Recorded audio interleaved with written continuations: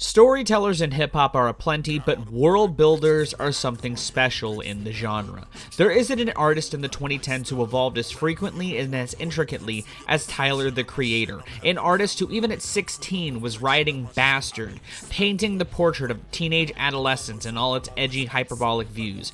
I think it's because we're so close in age and I got into him pretty early on in his career, but it's been really interesting to watch for so long.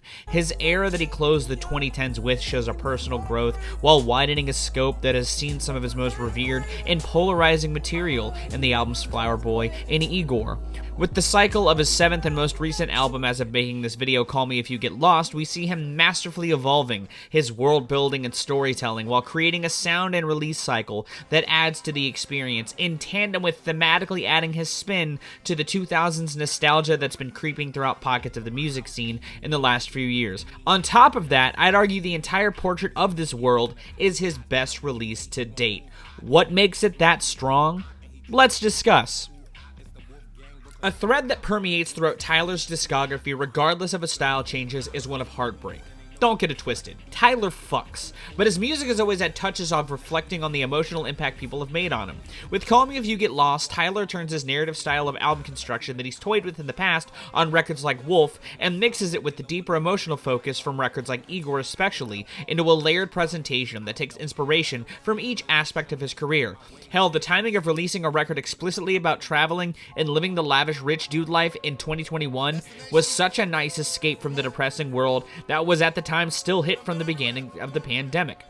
The tease of that, in tandem with Tyler going off on the lead single Lumberjack, introduced fans to Tyler Baudelaire, a track that shows off both an elegant swagger that dismantles any haters that were too hard on Igor, a sentiment that I agree with wholeheartedly, with a fantastic beat beneath it that flips the Gravediggers classic 2 Cups of Blood masterfully. The teases the other aspects of the world, like DJ Drama's narration that adds to the world and gives Tyler a chance to get as nostalgic as pockets of the music scene were at the time in his own way. It definitely evolves mixtape culture into something very modern, in a way that I really appreciate.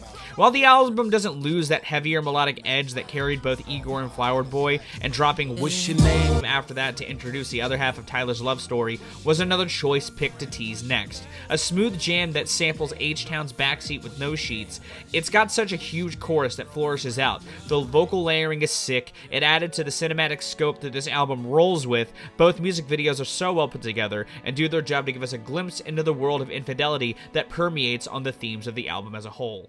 On the album itself, opening with a proper introduction to Tyler's headspace and world with such a sleek and elegant West Side Gun beat, kicks things off fantastically. While that elegant side is further explored on tracks like the bangers Lemonhead and Juggernaut, both of which have great collabs. Lil Uzi and Pharrell goes so well on Juggernaut especially. The weaving of the album's more elegant aspects with that braggadociousness on Hot Wind Blows, which spins Penny Goodwin's Slow Hot Wind, brings Lil Wayne into this journey matching Tyler's energy full stop. A track with one of the best flute flips on a beat this decade. I'ma travel the globe, you keep the block hot, driver, open the door for me, my hand hurt. A category only full of bangers so far. He also adapts that reflection into his successes, like on Run It Up and Blessed, a moment that honestly feels like him recapturing a little of what made Cherry Bomb a bit more special from the era it came out in, this time reflecting on his other successes in fashion. The pacing of the album weaves those ideas masterfully together with the story of heartbreak via traveling with and hooking up his friend's girlfriend. It's a story that fits the whimsy Tyler dances with, especially in those more emotional moments. The introduction of her on the back half of Corso is a great cinematic moment too. Tyler's at his most confident. He feels untouchable. The instrumental is fucking amazing with its synth stings that dance with the lush pianos. The interludes that crop up on the end of tracks as well add to that lushness and whimsy. They help extend the themes of traveling that crop up on the album, and lend to it in a way that I compared to the most recent Billy Woods album as of recording this video, Maps. His 10th track split song on here, Sweet, I Thought You Wanted to Dance, brings the story back into the fray with Tyler crafting one of the best hooks of his career, dancing with the phrase.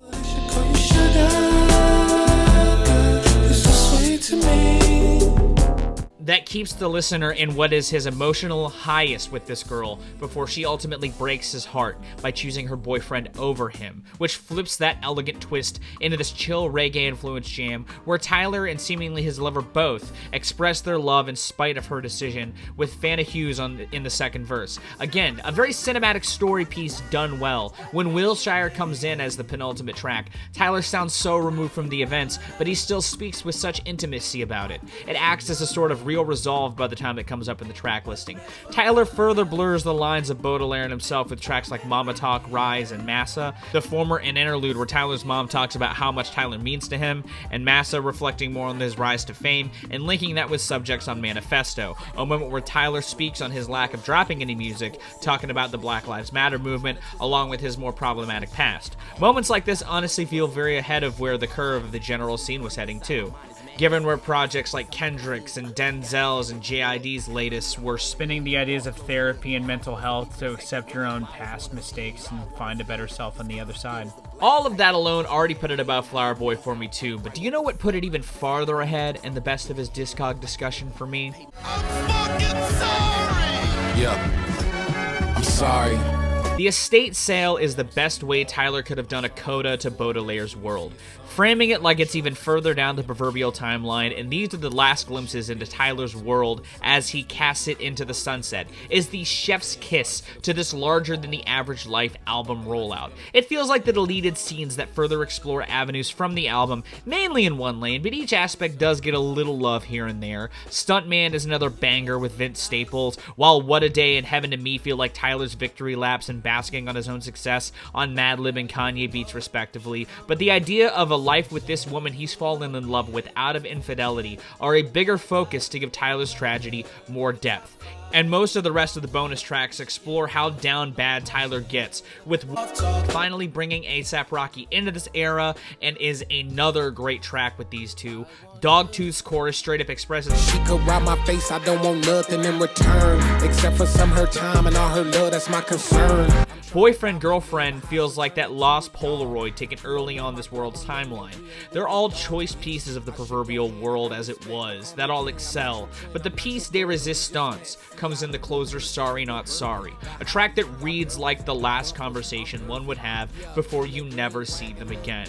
Tyler expresses grief for being distant from those that used to mean something to him, especially given the themes on the album of essentially trying to convince your friend's girlfriend to leave him, and the other discussions of his own problematic tendencies. This feels like the full circle moment for Tyler, the character, and the artist. The song has Tyler apologizing throughout all of it to everyone wrong in the aspects of the album, and top it for his lavish tendencies over one more smooth instrumental. It's the best cast off to the album cycle he could have pulled together. It's heartfelt and cinematic, just like the rest of the album, capping with the death of Baudelaire in the video itself. It's a powerful song that I could see becoming a personal favorite of mine of his over time.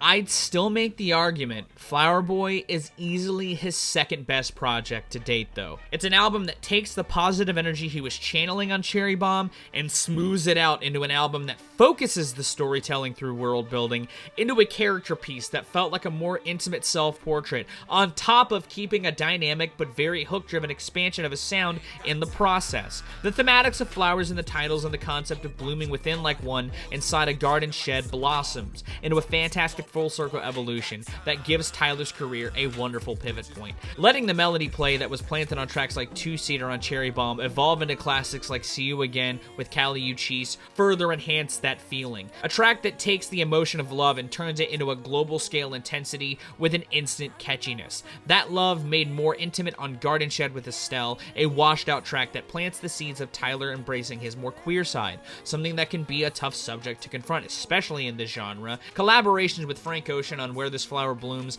and the 10th track split 911/Mr. Lonely, which also has Steve Lacy, feel like the strong connection that gives this evolution from the OF era, while also being well-penned biographical tracks that further showcase this evolution of his sound.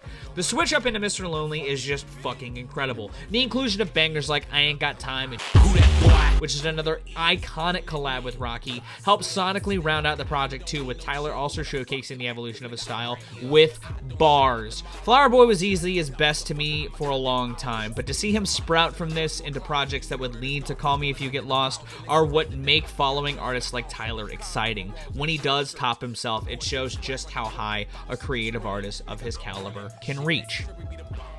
And that's going to be my case on why I think Call Me If You Get Lost is easily Tyler, the Creator's best album to date. What did you think of this video? Did you like it? Did you not? Let me know your thoughts on it, and Call Me If You Get Lost in the comments down below. If you did like this, be sure to give it a like. If you want to see more, consider subscribing. I drop 2 to 4 vids a week, depending on what I've got going on. This particular video was actually voted on by you guys, because this whole July for Viewer Appreciation Month, I've got all music-related stuff chosen by you guys. Thank you for picking this topic. It was really fun to do a deep dive on this record that I definitely just kept getting more love with every time I spun it.